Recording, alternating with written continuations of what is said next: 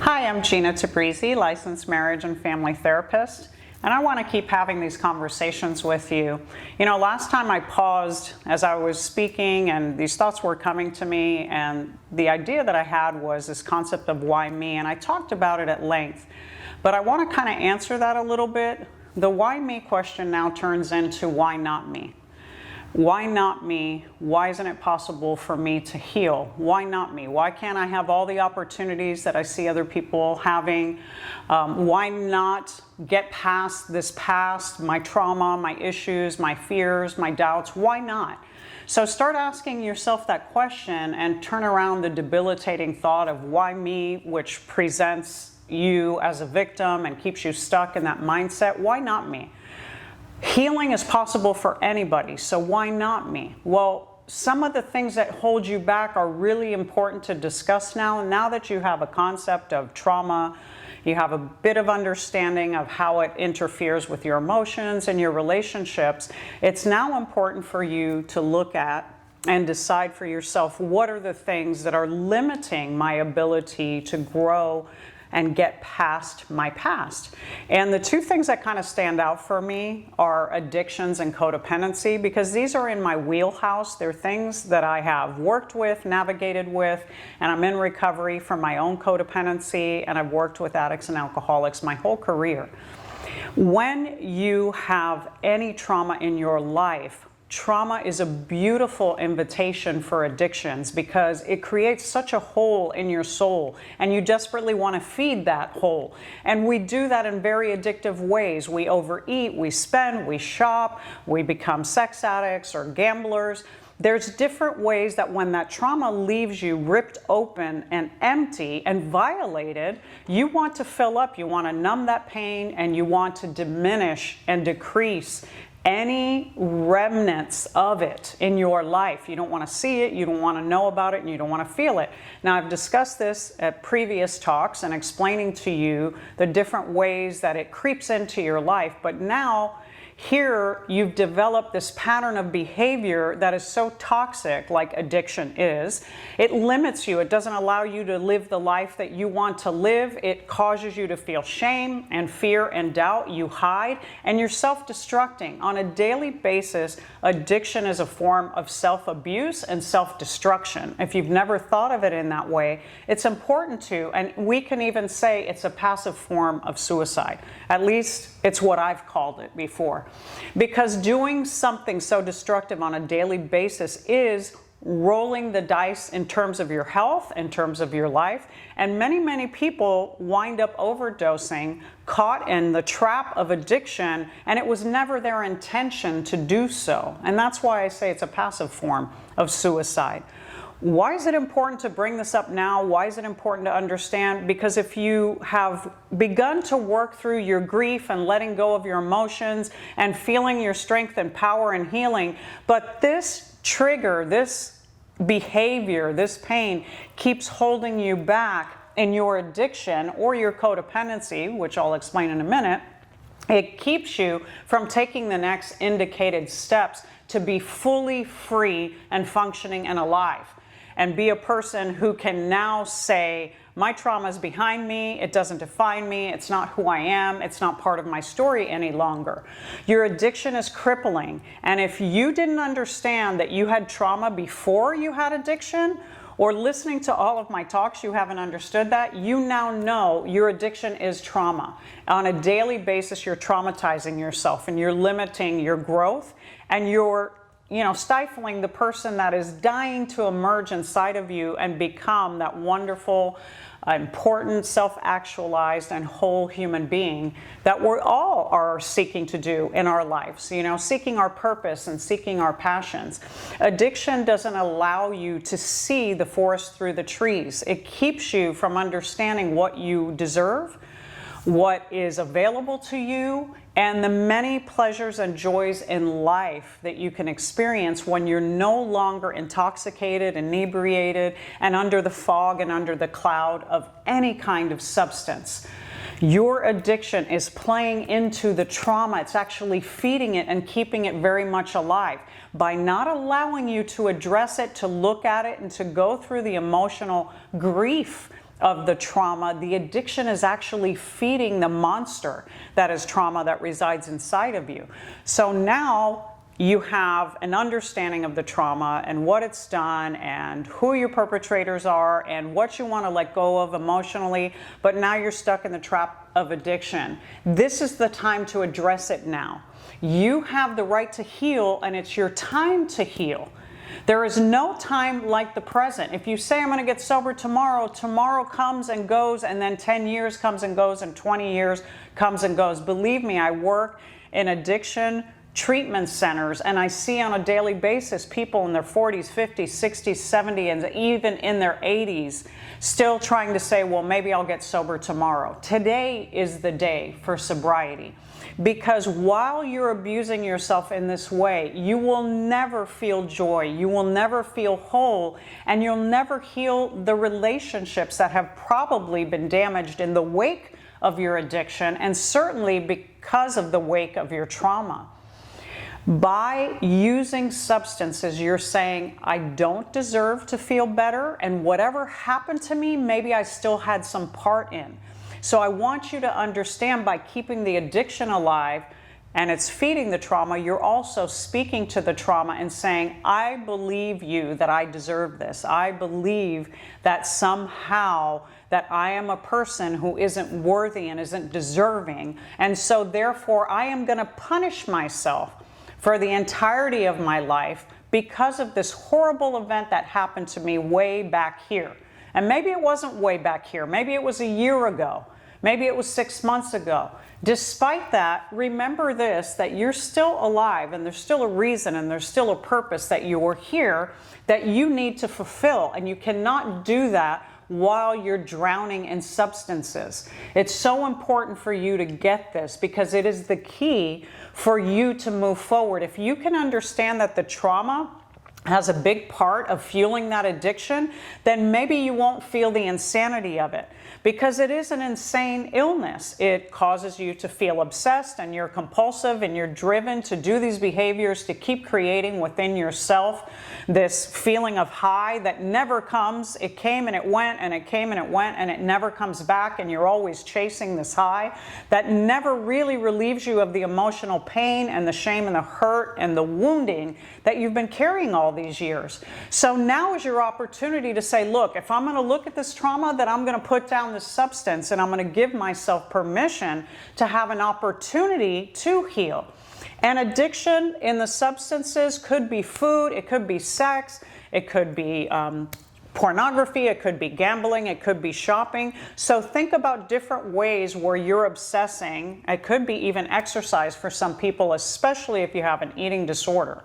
So it could be something that you haven't even acknowledged, but it consumes your mind, and it keeps you from doing other things in life that you've been wanting to do, goals that you've set for yourself, or fun activities or pleasurable things that you've been seeking out.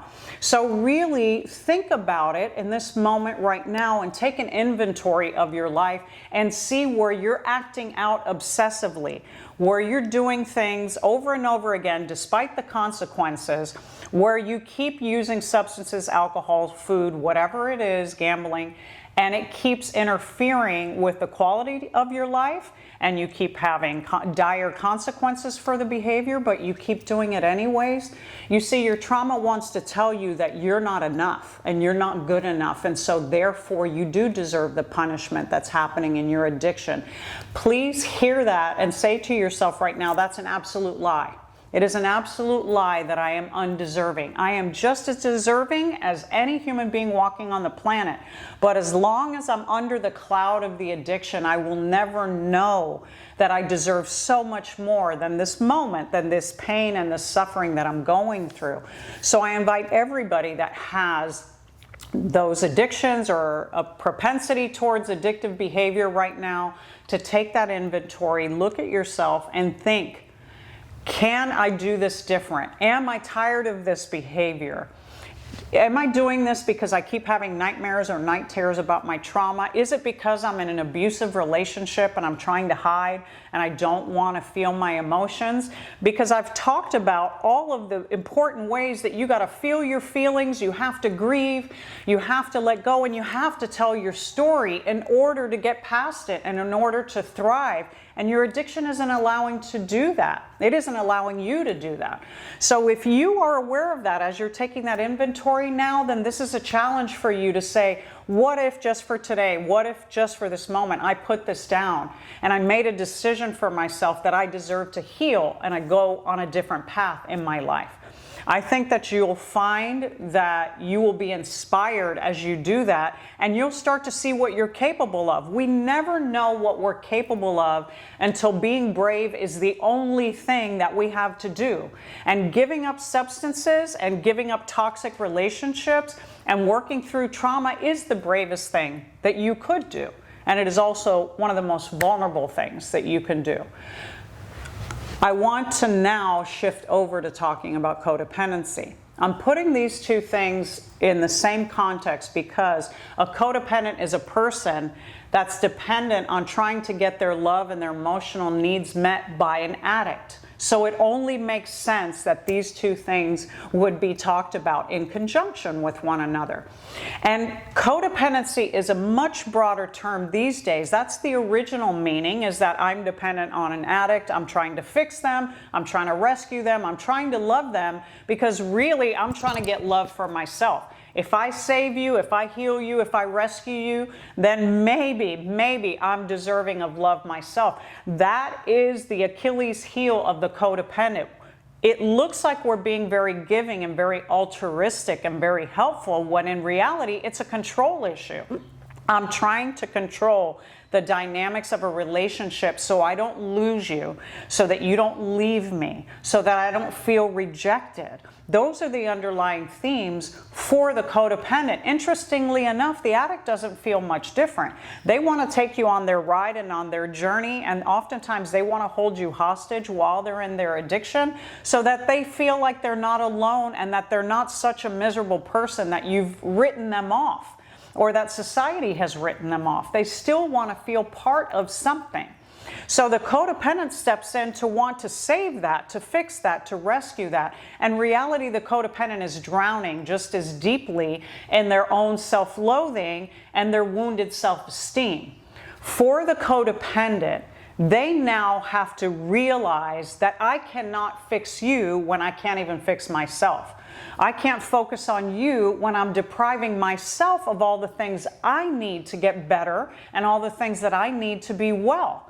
I need to thrive, I need to find purpose, I need to feel important and validated and seen and heard, and I can't do that if every minute of my day and every waking moment is wrapped up in you, the addict or the alcoholic, that I'm trying to save. Please know that some part of you, especially if you're a family member or a spouse, is also doing this out of love. Yes, you absolutely love your loved one who's afflicted with this disease of alcoholism or substance use. Yes, there is love in the story, but the love has gone wrong. The love has gone beyond loving you enough to let you go and find your own way and find your own healing, to I'm going to obsessively fixate on trying to do for you what you're not willing to do for yourself. And the codependent is in as much pain as the addict. The difference is someone is not going to hospitalize the codependent for their illness and their obsession, and they may even go unnoticed, and they may even stay in toxic and abusive relationships for decades before they recognize that something is gravely wrong, not just with their partner, but with themselves. Something is gravely wrong when you as the codependent is choosing to be in a relationship that makes you feel less than, devalued, unimportant, and disregarded. So listen to those words and replay them back to yourself, and know this, that every human being has the right to be loved, valued, heard, seen, and regarded as important. You have value just for breathing. You hold value just for breathing. You came into this world precious, whole, and complete.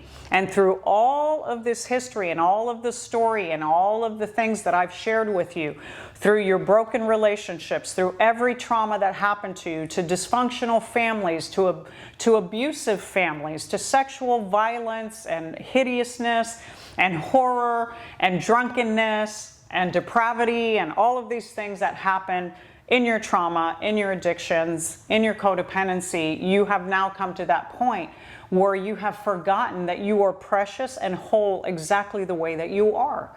And what you need is to heal yourself. You cannot heal anyone until you heal yourself. That is the most important and most critical thing for any of us to hear. I can't heal you, I can't fix you, I can't change you until I start to do those things for myself. Will I feel change? Will I become the person that I need to become? And part of that story is all about love. It's very, very important to bring back in this concept of when you're traumatized and when you're hurting and when you're grieving and you share that story with another human being and they lovingly sit with you to hold you, to see you, to honor you and your story, a lot of healing will come from that. And great healing has come that I've witnessed sitting in the room as a loving presence to all of my clients and even my friends. Now, the love goes beyond that. The greatest healing you will ever have is when you truly begin to love yourself. So when you go past that therapy room, that mentor, your pastor, your friend, or whoever it is that's loving you while you're in the deepest throes of your addiction, your codependency, and your trauma, when you start to feel love towards you, that's when the power of this healing will begin. And that's the journey that you're headed to as you're listening and walking through these steps with me today.